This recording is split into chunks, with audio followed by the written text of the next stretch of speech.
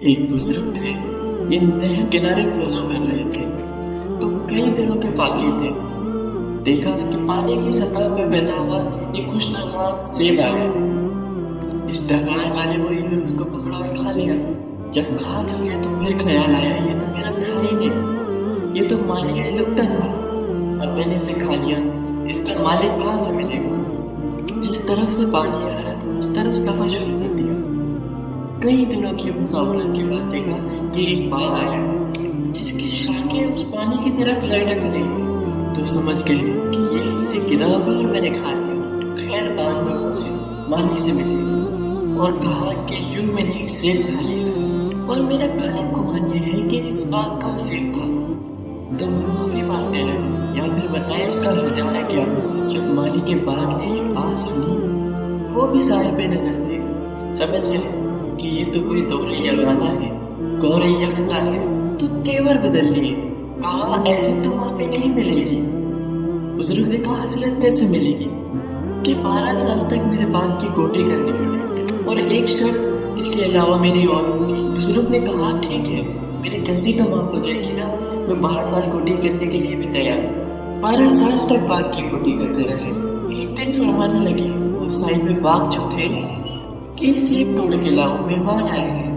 वो सेब तोड़ के लाए तो वो कच्चे ही थे। तो मालिक के बाघ ने कहा 12 साल हो गए तुम इस बाग में रहते हो, तुम्हें कच्चे और पक्के सेब में फर्क नहीं पता।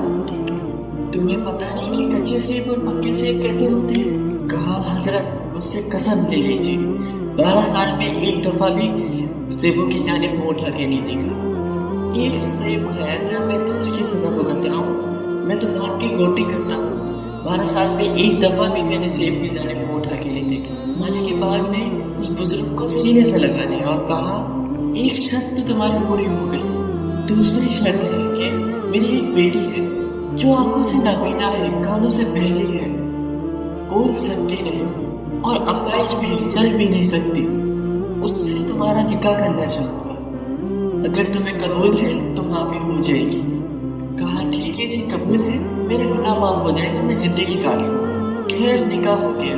कहा ये कमरा है, यहाँ आपकी जोजा मुंतजिर है। जब वहाँ गए तो एक खूबसूरत और शीशा मुंतजिर थी। तो फौरन पलटे कि मैं गलती से किसी गलत कमरे में आ गया। पलटते हुए दरवाजे के चुगाट से सर फट गया, खून बहने लगा। जब बाहर आए तो सैन में पूछे तो वो बुजुर्ग वहाँ पे बैठे। कहा क्या हुआ। कहा हजरत एक गलती की माफी 12 साल काट ली, अब ये एक और गलती ना हो जाए। वो तो कोई और है खातून।